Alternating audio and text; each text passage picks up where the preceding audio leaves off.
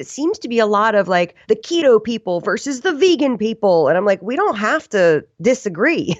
We can all be in agreement that processed foods are no good. This podcast encourages and empowers you to create your own unique real story, develop your own unique real statement, and discover your own unique real self. The power is yours. Good morning, Anna Vocino. Previously, episode 1132 of the 12-Minute Convos podcast. It's been just 2 years, 10 months, 30 days, 15 hours, and 45 minutes since we last had that conversation. That was then.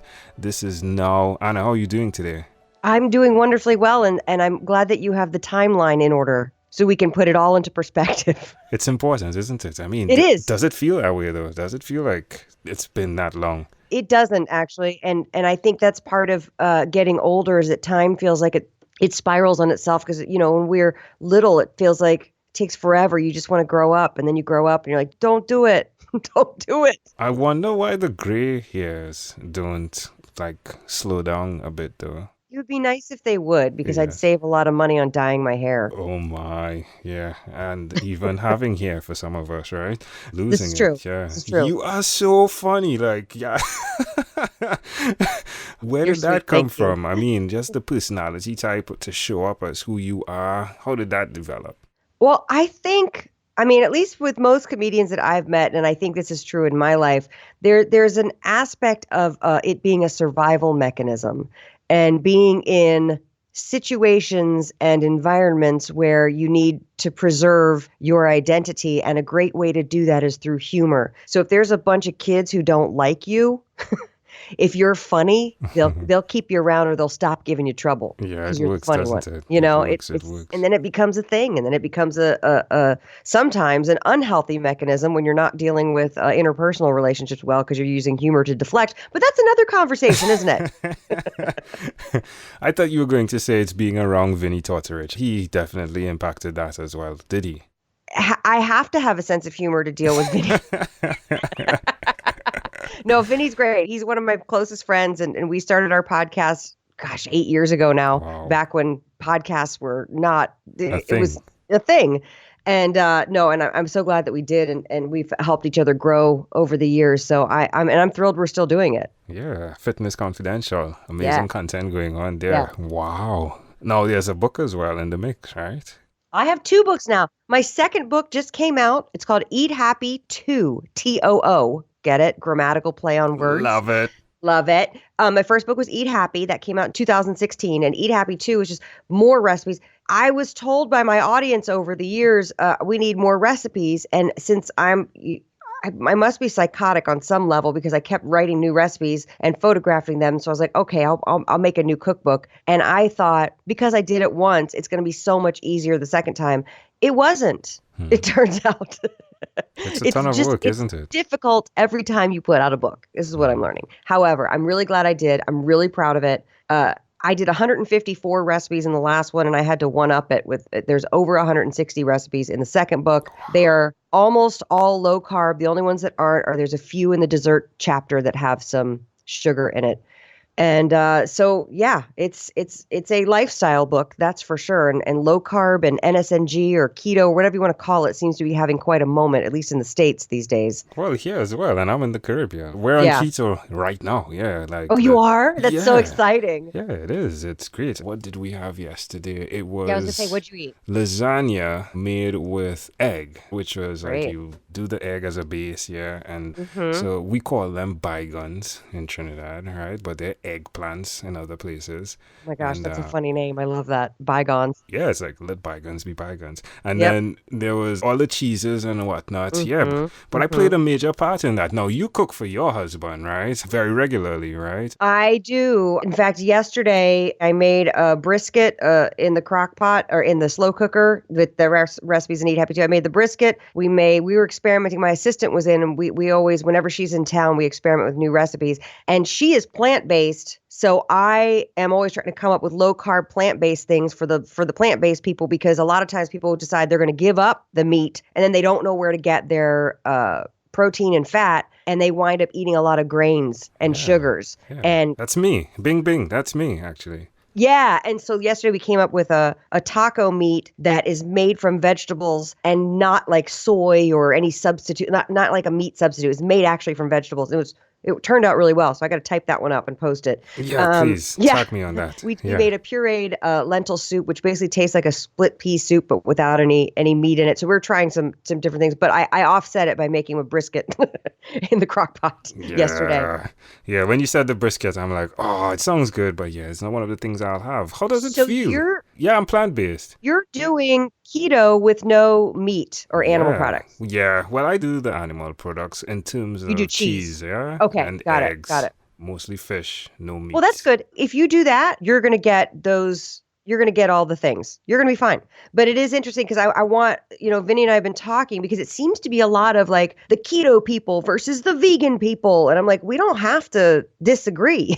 We can Yeah. all be in agreement that processed foods are no good. And so we have lately had a lot of plant-based people coming to us going, yeah, it sounds great, but you guys are always talking about meat. What can I eat? And so whenever someone presents me with a challenge like that, I got to write recipes for it. I love that. Yeah. I mean, Game Changers launched, right, on Netflix. Yes. And that has been impactful as well for so many Yes. people. I've been at this for not keto, but what do you call it? Pescatarian? Is that the name for it Yeah, now? pescatarian. I think if you eat fish, you're pescatarian. Yeah. So I'm there. It's been 20 years. And Oh, yeah, wow. life is good. It feels great. Yeah. That's And awesome. how has it impacted your daughter, though? She's in the mix there. She's in teenage life in Yes, America with I so know. many things being Well, advertised.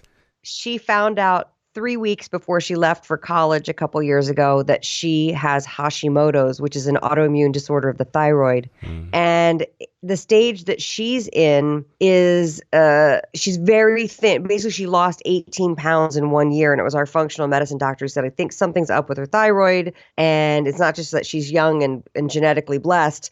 And something's not right. She shouldn't lose 18 pounds in 1 year. So we took her to the endocrinologist, and sure enough, Hashimoto's. And they basically said, we're not going to give her thyroid medication because her body's the immune system's attacking the thyroid's overactive and releasing too much thyroid hormone. At least this is my understanding of it. So the best thing to do is don't eat foods that trigger the immune response. And gluten is one of those foods. So she found out 3 weeks before going to college, she has to be gluten free.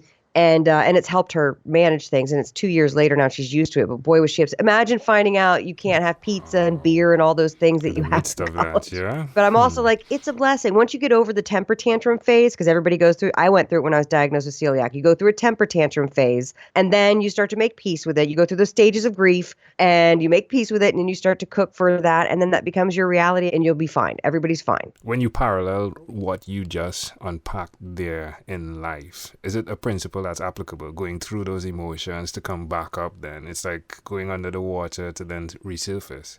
Absolutely. I mean, we all have our attachments and our beliefs and our love of food and the things that it represents. And this is my comfort food. This is what makes me feel better. Or this reminds me of home. Or this reminds me of whatever it is. Or this helps me feel better because I had a terrible home life. Whatever it is, we associate a lot with food.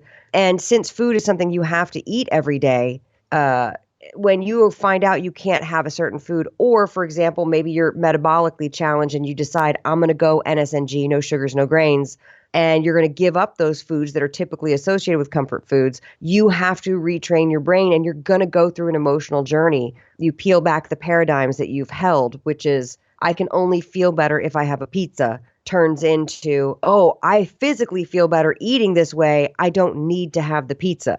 You see what I'm saying? It becomes like a new paradigm. Yeah, it's a psychological transformation, which is For good. sure. You're being empowered. Now, it seems as though you're balancing two sides of life, or probably like Yes. 10 sides of life, right? So there's the voiceover side of you, right? Yes. That is remarkable. Your voice, oh my, it's like a delicacy, right? You're listening. You're very It's a nice. delicacy for my ear, yeah, in terms of Aw. how smooth and gentle and the rhythmic way that you are speaking as well.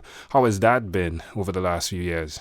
I am very lucky. I have a really cool day job. And right now, I mean, I do cartoons, I do video games, I do commercials, I do promos. I'm the comedy and reality show promo voice of NBC. So I do that multiple times a day. So if I'm moving other projects forward, like the cookbook, or like my husband and I do we're comedians and we do a dual act on marriage. So moving stuff forward, those bigger projects, I have to work it out in between doing sessions for NBC or other clients. But yeah, it is a very cool day job, and I'm able to work from home for the most part. And I am lucky. I'm really lucky. No, there's food, diseases, right? There's voicing. Right. There's food and marriage. diseases. Hey, she's the food and diseases gal, isn't she? In the midst of it, there is a challenging conversation that we sometimes put on the back shelf, which is the possibility of dying today or tomorrow. How do you interact with that conversation, the conversation of death? I love that you just immediately segued into talking about death. Listen, here's my opinion on death. I was with my mother when she left this physical plane, and of course, it's a very traumatic thing to watch somebody pass. And so, first of all, what I learned was anybody who works with the dying is a hero and an angel, because you need these people, because we are way, way, way too shielded from death. Once I had that experience with her, I was like, why is this hidden from all of us? Why aren't we, I don't know, it just should be something that we all go through. I'm there for the birth of my daughter. I'm there for the death of my mother. You know what I mean? It should be a thing that's more, because we're all going to die. I don't know if you guys know this. I just came up with it. We're all going to die. So it's like, I wish that we were had a little more of a conversation going with it, because then we wouldn't probably all be, freaking out and trying to avoid it so badly. Yeah, I think it helps you maximize your day as well, doesn't it? It helps you take another look on the day, doesn't it? And it's, we're going to die, right? So yeah, let's do what we need to do. I know. And it's different belief systems too, because I did say to a friend of mine who was with his father when his father passed, and I said, at least you got to be there with him. And he did not like that comment because I don't know. And I didn't mean to offend him, and I felt really bad. But I just, after having that experience, I felt really blessed for having been there and witnessed it, Yeah. My friend, you're absolutely amazing. 12 minutes is not enough to be spending or investing. Are we at 12 minutes already? You. Oh, I tell you, it goes by so quickly, Anna. It does. My friend, this has been such a great pleasure. Before we leave, though, is there anything else you'd like to share with our amazing audience? Go to my website, annavocino.com, and get some recipes. If you're thinking, hey, I haven't been feeling so good eating all those carbs, let me see what this lady's talking about. Can she make low-carb food taste good? Go try the recipes. Love it. I'm going there now, amazing audience. Anna Vocino, thank you for being on What is Inspired by 12-Minute Convos with Angel Jones. This podcast is produced by Pod Edits. Visit podedits.com for professional podcast publishing.